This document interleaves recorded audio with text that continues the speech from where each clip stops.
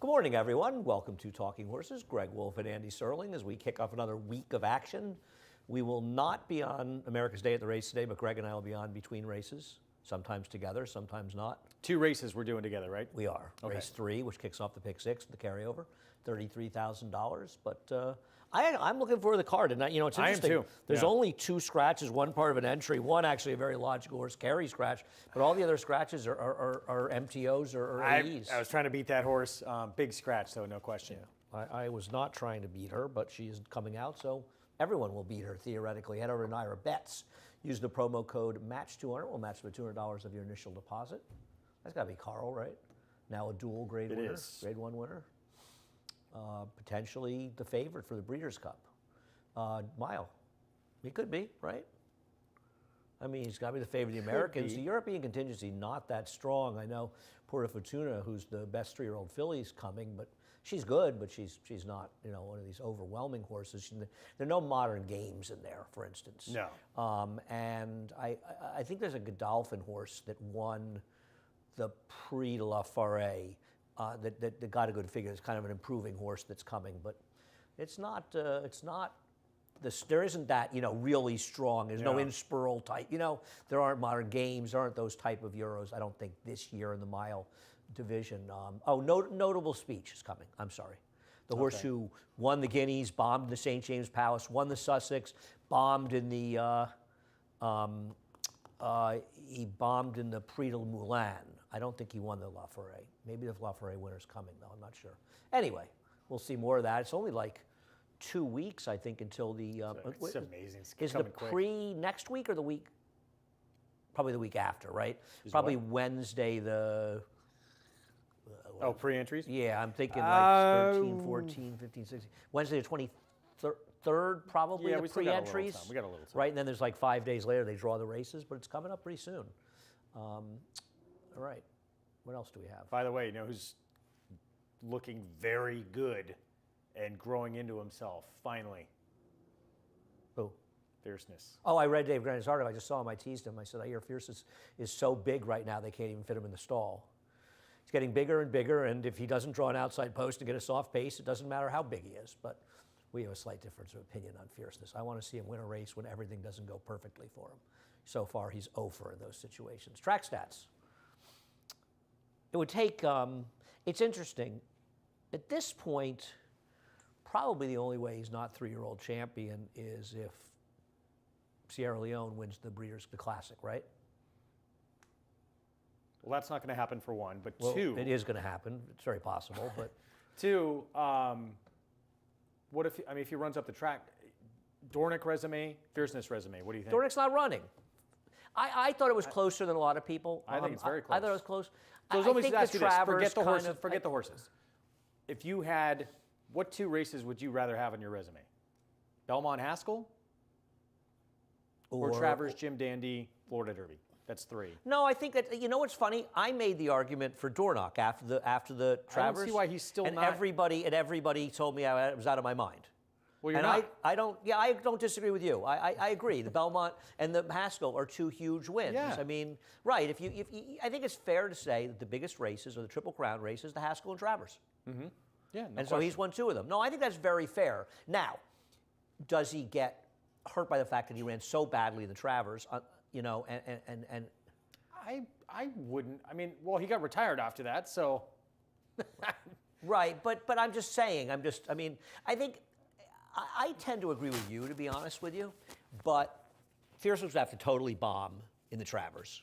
I mean, in the Breeders' Cup, which is of course possible. I don't know. It's interesting. Do you think that because Fierceness was last year's 2-year-old champ, he's a bigger name? Yeah, it's people Todd are gonna. Fletcher, Yes. They kind of It shouldn't matter. It shouldn't, but I think he's got like the glossier. I'm glad you brought it up because I brought this up. I don't think I was on the show with you because everybody told me I was out of my mind. And I didn't think it was that unrealistic. No. I mean, he's got the 2 best. I mean, he has has any 2 together. Yes, right. Of the horses that have 2. Yeah. I mean, grade 1s we're talking about. Yeah. Now, Seize the Gray has the Pennsylvania Derby, which in my mind doesn't really count, and the Preakness. Not in the running. I mean, if he wins the Classic, sure. I think is he running the Mile or the Classic? Oh, is he? I don't know. I thought I saw he was in the Mile. We'll find out shortly. I thought I saw he was in the mile. Listen, if he wins the mile, and if he wins the mile, here's one. If he wins the mile, I don't think he's going to, neither do you, but if he wins the mile and Fierceness and Sierra Leone both bomb, he could slip in the back door, couldn't he? Feels like a very weird champion, doesn't he? But I mean, you have a Breeders' Cup and 2 Grade 1s. And one of them is a Triple Crown race. And one of them is the Pennsylvania Derby. All right, what else we got? Track stats? Greg and I could talk about this stuff forever. Well, I think it's a good discussion. 33,745 starts in race 3 of our 8-race card. We have Friday Theater Contest tomorrow. You have until post time tomorrow. $40 buy-in to qualify for the $300 contest, all through Naira Bets. I think that's it, right? Right, Eddie? That's it. Okay. Ready? I'm ready. All I'm right. very ready. Race number uno. I've not looked at your selections yet, so this, for me, that's always like the fun part of the show. I haven't seen yours because they weren't posted unless you just put them up. I just put them up. Sugar Gray Leonard, the live Gary Siaka barn. On a roll right now. They had a winner. I'm starting. Go ahead. Yeah. I look at this race, and there's we talked about a big scratch later, but Magnificent Mile's a big scratch too. I thought the tougher half of the entry. You look at a lot of this field, even with Quick Hammer, 2 for 14, 2 for 28, 2 for 18. This horse is they're not winners of 3 lifetimes. No, I know, but I'm saying he's not. Sugar Gray Leonard's not a proven lifetime loser really on the surface. He's 2 for 8 on the dirt. No, his dirt record's on better. A fast track. Oddly, he's run faster races though on turf in a lot of his cases, but I think he has to me, the figures I look at, and we look at different numbers. He has the fastest dirt numbers of anybody in this field. No, I don't disagree with that. My problem is I don't know if he can run them anymore. We'll see. I mean, he has dirt numbers that would make him 3 to 5 in here. Yeah.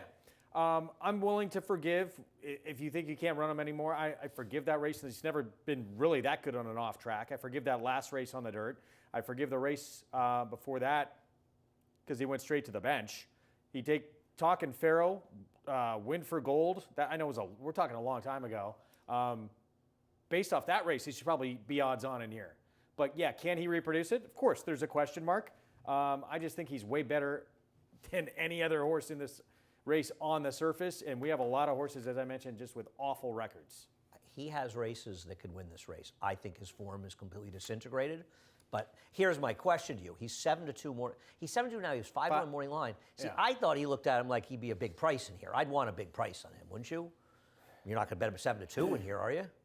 Yeah, 7-2, probably not. Now, I was just having this discussion with my friend Nick Tamero about Thank You, John, and the perception by some will be, oh, he's moving up in class. He's dropping in class. He was out of conditions last time. He was running against multiple winners in an open claiming race. So he's going back in a non-winners of 3. I thought he ran extraordinarily well 2 back relative to these when he evolved in a pace that collapsed against Better in Saratoga, and 2 of the 3 finishers hit the board were coming from way back. Super Chief, another big drop down. Last time he ran into one of those Eddie Barker buzzsaws, and Eddie Barker's horse has been really running so far at the meet. And I thought he ran fine in there, all things considered. And I thought he was taking a subtle drop in class while looking like he's moving up. So a horse I've taken the last couple starts, I'm going to give him one more chance. You don't like him at all? No, actually, I had him as my next. I think he's a player. I should mention the 4 just real quick, because that horse has that one race, I know it was back in April, that's just outlier. I know. Destroys this field race. But he's never produced it since. He's never produced it before, but he has it. His form is just completely and totally disintegrated, but I agree. He has that race. I have him 4th in there. I think the one, you have him 2nd, and I have him 3rd. I actually, for betting purposes, would rather Quick Hammer's running. You're right, Magnificent Mile's the one who made the morning line, 6 to 5 in there. But I think he has a real chance in here, coming back for Wayne Potts, whose barn's been very live. Yeah. Has the ability to be forward and control in this spot too. What about Devil's Key on the outside? Another taking a little bit of a drop. He faced a really good horse 2 back. Runaway Joker at Finger Lakes. That's a horse who's won 4 in a row with back-to-back 81 buyers, 79 and 82 buyer speed figures. Well, Stewie came back and was narrowly beaten in 2nd here just the other day at a big price in a tougher spot. I mean, he was sort of with the flow of the race, but still. And this horse was favored against Saramonga and Saratoga for Tom Morley. He didn't win, but he was favored in that race in this condition a few back. That was an interesting race. See what happens in race number 1. Race number 2, with the 5 coming out, it really changes things. And it changes them from a pace perspective. And as we look at Margot T, I really want to watch I'm Just Kidding. I would say that I don't know why he got lost, but that's I'm Just Kidding, getting completely shuffled out of the race and practically back to last year. And I don't know, it just seemed like everything that Irad tried to do kind of went wrong on him. And the reality of this horse is he's not that slow. And I'd like to see, especially with the 5 scratch, Kendrick be a little more aggressive and get this filly in the game. I think she can be much more forwardly placed than Marco T. I just feel like she got a ridiculous trip last time. And Marco T is going to be more compromised by the lack of pace. Yeah, look, I'm Just Kidding. I think it's very intriguing in this spot. I really like, and I was going to try and beat Carrie, as I mentioned, with Salib anyway. It's Let's amazing. show her race 3 back. So, did you want to point something out here? No, I think she ran very well, and she's a huge player. It's interesting to me. So, this horse has gone through multiple trainers, including one of the best claiming trainers in the sport. And it's all right there for you. The 2 best figures this filly's ever run, mare now, have both been sprinting on the grass. Just about nobody wanted to put her back sprinting on the turf. I got to credit Tom Morley because he's actually now claimed her, put her back, first start back off the 3 of the 4 times he's run her, has been tried to be searched, so 1 got rained off. He's absolutely identified what she does best, put her back in doing what she does best. I don't get it why everyone else missed the boat because a lot of times, look, we're not trainers. I don't know the day-to-day of what's going on with the horses, but a lot of times it's there in front of you and you don't need to make it more difficult than it is. Well, to be fair, she does run okay in the dirt, and a lot of her races were not during turf season. And to be fair, Mike Maker tried to run at 6 furlongs back in September 23rd. Well, he did it once and won with her. He did it again. I think she won at 7, at not 7. 6. Yeah, but, 7. But then did it again, actually ran very good with a trouble trip, and then never again went longer with her on the grass. I don't understand either. I believe that she's a closing sprinter. I totally agree with you. I think she's a sprinter type. She makes sense. She, on the other hand, and I've got her second, is not helped by the scratch. And doesn't the scratch move the 7 up in this race? I don't like latest edition, but isn't she potentially the speed in here? And doesn't all that hurt horses like Golden Rocket and maybe my horse, certainly Marco T and Salib? Yeah. And that's the thing. Question. And latest edition, I think latest edition becomes much more dangerous in this race than the scratch of the 5. Yeah, that's completely fair. It just becomes a question of is she good enough? I completely agree with you about Salib.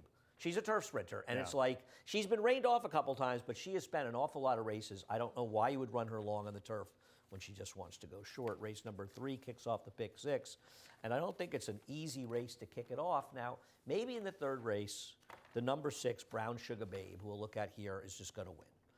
She got, though, in this race, an absolutely perfect trip. This is the stat I looked up, though. Saved every inch, hugged the rail the entire way around. And the rail was good. Yeah. She was... Here's the stat that's amazing, and she's already won once in it. Off a win in a dirt route for Jamie Ness over the last 3 years, he's 224 for 673. So he's got... That's insane. 135, roughly 135 horses a year in dirt routes off of wins. That's about two every 3 days, okay? 33%. He's hit the board with 71% of them as well. The ROI, though, is $1.73, so it's slightly better than the takeout because they're short-priced horses. But those are some of the most impressive statistics I've ever seen. And you can say what you want, whatever you have to say about Jamie Ness. That is remarkable. I don't care.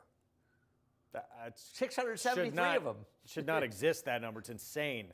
Look, as you said, love that and she just might be a 3-year-old filly that's getting really good right now. Yeah. 2 back, the filly she beat actually was second in a stake and proved her buyer by 15 points next time out. No, I mean, and the race 2 back was 2 turns. I know it's a mile and an eighth, but I don't have a real chink in her armor. I just think she's much worse to beat. Like well, as you said though, I mean, the rail was a huge advantage. Yeah, the chink in her armor is that she's coming off a bit of a dressed-up trip. Yeah. That's the problem. And then we'll take a look at Caller Bluff. And I think it's interesting with Caller Bluff. Is she a horse that's just improved, or was she opportunistic? She ran huge 3 back. I have no idea where it came from. And I don't know how well she ran in this race. I bet against her, and she did get it done. I'm not sure the best race she ever ran wasn't her last race, where she lost. I think it was. Yeah. I think it was. This last race, is this the last race? No, this is two back. Okay, so her last race was the Fleet Indian. She faced this filly named Landed, who Wesley Ward told everyone before the race was going to win. I know he says that a lot, but she's a very good filly. She got to go 24-3, 50-2. No one was going to run her down. No one did. Dolomite's pretty good, too. Dolomite's great at stakes place, yes. Third place finisher, Shady Lady, New York bred stakes winners, won almost $500,000. That was an impossibly good field. She was 4 wide on the first turn. She was about 5 to 6 wide on the second turn, and yet she still was putting in a move late. It did seem like a day that riders stayed off the rail. They did. It's a little bit confusing whether or not it means the rail was but bad. She was very far off the rail. No, I mean, I'm with you. I picked her as well. I didn't want to pick Brown Sugar Babe. I do feel like, I know they're the two chalks. Depending on what you put in pick sixes, I would pretty much live and die with these two. I would as well. I mean, I realize they're the chalks, but Racing Colors does intrigue me a little bit. The 5 I've might be, got a if third, I too. had to throw in one more, maybe that one. But not really a winning type, though. But No. she is kind of cool. I mean, she does, at big price a lot of times, show up and run reasonably well in her start. she had an okay run at a mile and an eighth. Yeah, too. and she's got figures that make her possible to win this race. She would definitely be a C for me somewhere. Race number 4. So there's a bunch of things going on in here, and one is Kalik. I actually thought Kalik ran pretty well last time. I think it's Kalik. Kalik? Yeah. Okay. Was 2 to 3 wide the whole way. That was a day you wanted to be inside. They had taken the rails down in the inner. And yeah, I know he's no longer the stake horse he once was. He might just be better than these horses. I didn't pick him on top, but he's the horse to beat by a lot. It was a coin flip for me. I almost put the horse on top that you have. I mean, this is a married to him. serious rival to Kalik in this spot. But Kalik, to me, you say, wow, the nose dived at 32,000, and fine, it is. The horse is not, shown to go on from that Pennine Ridge victory. 4-year-old gelding. What is Shagat Brown going to do with him? He's run, and by the way, he beat Farbridge in that race. He has run, thoroughgraph-wise, he's run just about the same consistent number or close to it just about every single time out. He's not really dropped off. He just hasn't moved on all that much. And yeah, the drop down might just blitz this field to be too good because he's pretty good. At this level, he's probably very good. He's way the 7 to 5 morning line. I'm married to betting Street Ready. In his last turf race, I mean, he just got the most ridiculous of trips. He was 3-4 wide around the racetrack. He made a big move around the entire turn. way and made a move towards winning it. That race, Peros had stayed on the rail the whole way and angled out. I thought he ran really well that day. He was unhappy early, his rank. Yeah, he's the alternative, and thus he's the 3 to 1 second choice in here. And I don't have a lot of ways to go. The only one thing I would say is I know his form seems to have declined a lot. And I think the rails are moved out to 9 feet from 0. But we have consistently, regardless of where the rails have been on the inner, have seen speed do well, but also horses that have saved ground. Now, I don't know that's going to be the case, but he is going to be in front, assuming he doesn't fall down coming out of the gate. And I know his form has declined a bit, but I don't want to really completely disregard him because he's run against some better fields than these. Bar 14 you're talking about. Yeah. I just feel like he's the one weirdo I would use because he could wire the field. If the 2 and 7 lose, somehow Bar 14 is going to wire the field. He's more likely to outrun his odds and get second or third. We both have Ever Dangerous. He's a little interesting, just coming back. He was wide last time too. I'm with you. I think the 2 and the 7 and I don't give Kalik any huge edge in here. Yeah, I like you. I thought these first 2, these prices are the likely ones in the pick 6. That's the first 4 races, the first 2 in the pick 6. We'll be back with the late pick 4 after a quick break. For almost 150 years, the Saratoga name has been synonymous with the finest quality, sustainably sourced spring water available anywhere. Saratoga carries on the rich tradition of its forefathers by crafting each stunning blue glass bottle with the same attention to detail and care that has been its hallmark for generations. Visit SaratogaSpringwater.com today or ask for us by name at your local market or restaurant. Saratoga Spring Water. Make every day exquisite.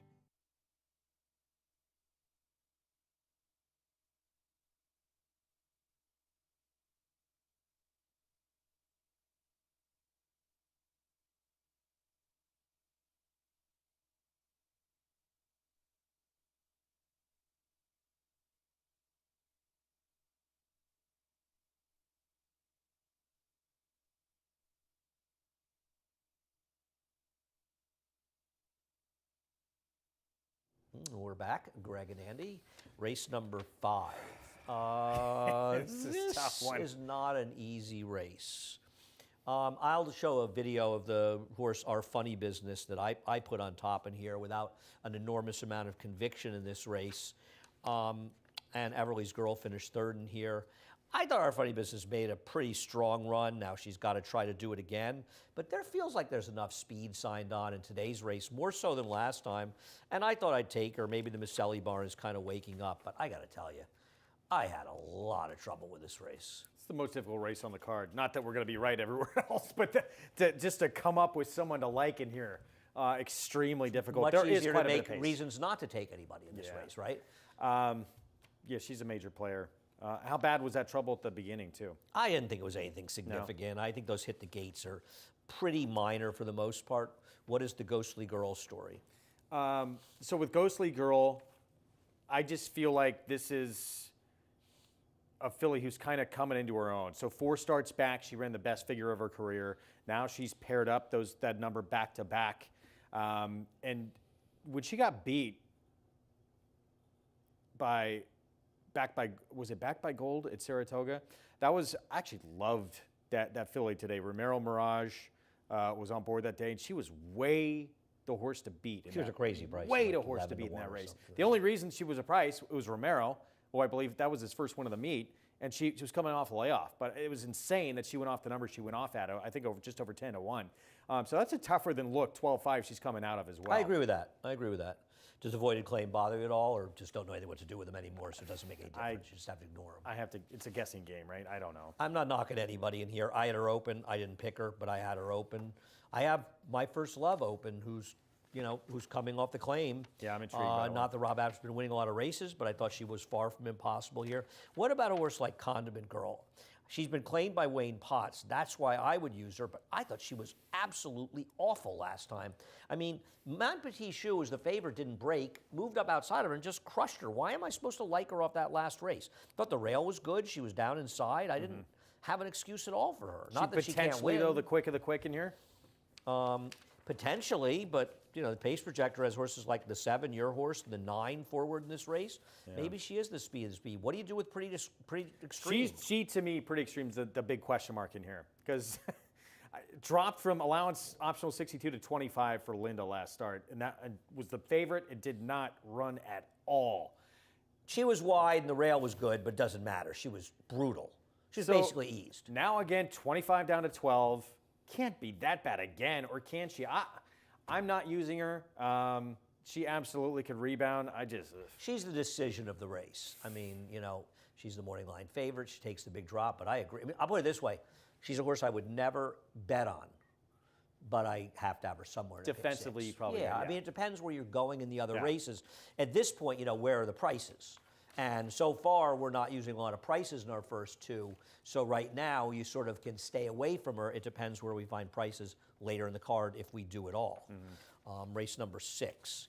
In race number 6, you've got JD Factor, the horse on the outside. And we'll take a look at the race.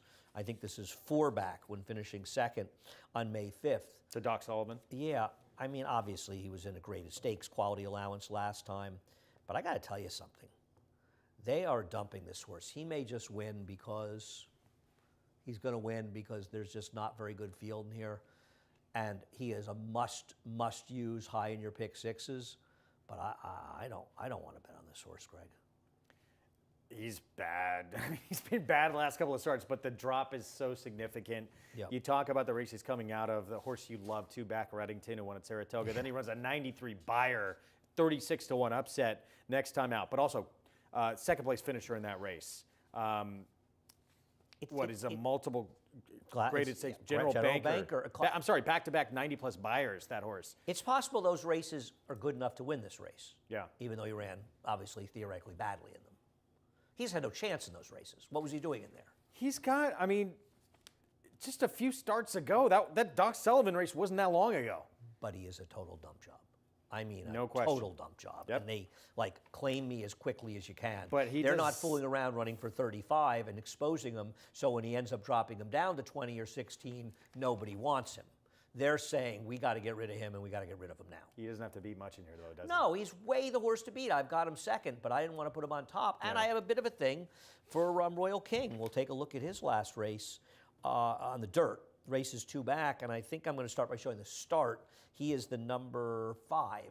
He just gets completely eliminated at the start and finds himself all the way back in last.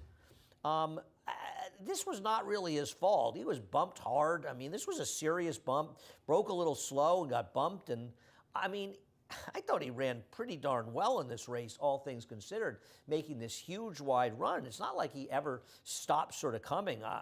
He's got a break. He could be this. If he breaks, he could be the speed in here, Greg. He should be the speed. He's got turf sprint speed. Yeah. And by Neuschwanstein, the winner of that race 2 back, I mean, that horse was a standout. Neuschwanstein? It's the Sleeping Beauty Castle. Yes. Well done. I pick up some important things along the way. I thought he ran fine in this race. Yeah. I don't know. That's me. I'm taking him. You've got him close, right? I have him 3rd. And then there's Chalky Cat, the other horse in the race, who was atrocious last time. He's probably better shorter, though. But he was awful last time. He was terrible. Did get out a little bit slow. Was wide, but it was bad. Race got wired. But shorter's probably better, as you said, and he'll get shorter. I want to bet the 2 in the race, but I'd have to use 2, 6, and 9 to pick 6 at some level. The question becomes sort of where's the juice in here? Now, the juice could easily come in the last race, but who that juice is tough. And, for instance, like this race coming up here. We'll look at Awesome Check. We'll go to race 7, guys. Awesome Check, the number 8 in here. Is she the horse to beat, or is Venencia the horse to beat? Probably Venencia, just because who it is, right? I guess, but, she ran against some pretty good horses in Style Points and Deep Satin last time, and she got very good in Saratoga. I think her form's been very, very good, but I guess Venencia will be the favorite because it's Chad Brown. Probably. She's pretty good, this horse, though. I mean, after the fact, when she dropped in, coming out of that Wild Applause, race 7, New York guys. Bred A other than. Race 7, there we are. There we are. We're taking the same horse. We'll get to her in a moment. Wow. We'll take a look at Venencia before we talk about her. I want to show the start, because she does have some legit trouble. She's the number 8 horse in here. She gets legitimately shuffled out in here. Now, the winner did come from well back. The second place finisher ran very well. It was forward in here. I have mixed feelings about her. I thought she ran okay, but I thought this was one that when you watch the replay, I don't know if she ran that well. She ran okay. And she's going to be a mile behind, right? Well, she did get shuffled out early. But she's always but comes out slow, or she's. It's hard to see her as being particularly forward, and Awesome Check can be more forward. And if you and I are right about the 6, she's obviously going to be forward in here. But I don't think she did that much running. She was a little bit 3rd by default, right? A little bit. Yeah. I don't know. I think she can win this race, but I expected when I watched the replay to be more excited by her performance. Is that fair? Yeah, no question. Look, she's going to have to, at least she's drawn somewhat to the inside here. Are they really going to bet? And David's got her 7-2, and he's got Awesome Check favorite. And he's got Brisbane 5-1. Brisbane ran in my backyard, I think. I mean, from a time form pace, speed figure standpoint, she might be the worst horse in the race. And I know Chad can improve these horses. I don't want this horse at all. Do you? This one's going to get over bet because it's state's debut for Chad Brown. None of those races have but look, she's a neck away from being 3 for 4 on the. Well, one of those wins was another thing I would say about Brisbane is some people might see Manny Franco riding and Junior riding the other one and think, well, Manny rides more for Chad Brown. He's also going to ride the Matacat horses. If there's 2 Chad Brown horses, he's going to ride the Matacat one because of the relationship with his agent and Matacat. So that's to me, that's irrelevant here. If somebody thinks, oh, Manny's on that one, it doesn't mean the horse can't win, but she's not yet won on turf either, by the way. I know. She's a synthetic horse. I don't like her at all in here, and neither did you. Talk about Striker has dial. So Stryker has dial. I don't know. With the presence of that outside runner, may not be in front, but I don't know if she has to be in the lead. But she's quick. Fast. She is quick. She's got dirt speed. We'll see if it translates to turf speed. Sometimes it doesn't. But either way, even if she's just sitting off that horse, I don't mind if she rates. yeah, that's I'm fine. not picking her because I think she'll be in front. Dam was 1 for 7 on the turf with a couple of seconds, so had some ability. But the second Dam, multiple stakes placed on the turf, and look who she's faced on the dirt. I mean, she's faced Ways and Means. She faced Miss Justify. She was second to both, who came back and won the Seneca overnight recently. She's good, and with the blinkers coming off, if she can be forward, she can relax in the stretch out here, a little extra ground. She's going to appreciate and have finish. She's been running very well. I don't know what happened at Parks, but her races at Saratoga were extremely good, every one of them. I thought she ran huge street races back. Now, she's a half to a turf winner. That turf winner's a street boss, and she's a dialed in who's not as nearly as effective as Turf Sire, so that worries me a little bit. I thought she'd be an okay price in here, and I wasn't thrilled with either one of them, so like you, I took her as the alternative to be forward in here. Anybody else we should talk about? I didn't like anybody else. I didn't really love anyone else either. Well, I think we should mention by any other name the Team Valor. And now that Bill Mott's won a race, funny, he was unlucky in not winning, and then he got unbelievably lucky in winning a race, given by the crazy circumstances in the Miss Grillo the other day. I mean, my general feeling is you make a mistake not respecting these Team Valor horses. Usually, yeah. You know, though I do find the hypocrisy hilarious about we're only going to run horses over in Europe and all the drugs in America, and they come over here to use Lasix. I do find that funny. If you can't laugh at these things, you can't laugh at anything. I'm going to use that horse a little bit. Race number 8. Doesn't this have the look a little bit of that race that caused the carryover, the pick 5 early in the meet when Mike Maker won with a 20-to-1 shot that wired the field? Because, like, the Tehila... I think there's some okay horses in here, some fillies. Well, you obviously don't feel it because you think Tehila and Kyle's Cause are the two horses. I don't agree. I will live and die with Kyle's Cause out of the two horses out of that race. I think Kyle's Cause ran much the better race. I think agree. Tom Morley's horse is more likely to improve in the second start than the Clement horse we've now seen twice. I thought Tehila just sucked up here. No, we to get totally second. agree. Yeah, yeah. But I don't. For me, I'm gonna be really stubborn and just focus on Kyle's Cause as the one out of it, and the other one would be a C at best. I love Kyla's Cause. So yeah, look, I put. I think the two horses rather race. She's much the horse to beat. I agree. I put the Clement second, but Kyla's Cause for me is a way. I'm most confident about her almost as anyone I picked on the card. I love that first But start. there's so many unknowns in here, aren't there? There are. There's a little bit dream work in the 8. I don't even have, but you have on top. But there's some serious pedigree. The second Dam was Unzip Me. You can talk more about it. It's your top pick. It's fine. Second Dam was Unzip Me. Sorry, it's what, Who was a 12-time very- winner on the yeah, turf? very impressive turf. 12 for 20 as a turf sprinter. Big figures. There's plenty of pedigree. And I thought the horse was coming out of a somewhat interesting race and would be interesting going to the turf. So I picked that horse because I don't know. It feels like every time we're having one of these races where there's horses coming out of decent, okay-looking turf sprints, first time running turfs or first time stars are winning them, right? Yeah. So far, every one of them. And I agree with you on Kyle's Cause. That's the one I want out of the race. I don't want Tehila. If Tehila wins, I'm willing to lose in here. But I mean, The 2's interesting, I thought. 2 is interesting. Although Instagram has not been. but it's his first foals, so I don't want to. Doesn't have a turf winner yet, but that's fine. Second Dam was very good turf. Grade 3 winner. I think the 3 is dangerous. The Dam's Yes. a multiple turf winner. The second Dam was very good on the turf as well. The first was kind of cheap, but I don't think that horse is totally impossible. I don't think Okay to Dance, the 4, is totally ridiculous at a price here. War Dancer's actually 13% in turf sprints. Did you- The Dam was a 5-time winner in the turf. So it was was it? Mike Beer might have wrote it up. I got to look, but it was in there, and I hadn't seen it because I didn't look it up. But War Dancer, whoever did write that up in the forum, juvenile first-time starters on the grass, 2 for 78. That sounds about right. On the other hand, this horse is going to be 25 or 30 to 1. I'm not saying I'm picking the horse out of the top 4. I'm just saying this horse has some pedigree. It's not like this is a race that has nobody that has at least a little bit of No, there's some pedigree. very interesting pedigrees. Yeah, so I'm with you with the 3. That second Dam was stakes winner, graded stakes placed. There's a few intriguing runners in here. But having said that, I still love Kyla's Cause, the 6 on top. I have no problem with that, but, you know, It's Dylan. What about Dylan to Cancel? And Dylan's going the other to the Clement firster back check, who really has sort of minor turf pedigree, though not this time, is always dangerous. Isn't that weird that Dylan's going? Now, on the other hand, maybe Dylan's riding more for Clement and he just sort of had a commitment. But it is a little weird to see him leaving Kyla's Cause to ride back check. Now, maybe. Yeah, but we don't know the story. Yeah, we don't know the story. But know. it is, and the service thing, it is a little bit Yes, strange. That's it all I'm is. saying. And it may mean nothing. All right, we're done. Thanks, Greg. And we will be back doing prattles between races. About 15 minutes or so to post. It's just Greg and I today. Head over to Naira Bets. If you're not a member of Naira Bets, use the promo code MATCH200. We'll match with $200 of your initial deposit. Check out track stats when you're there. Pick 6 carryover, 33,745, starts in race 3.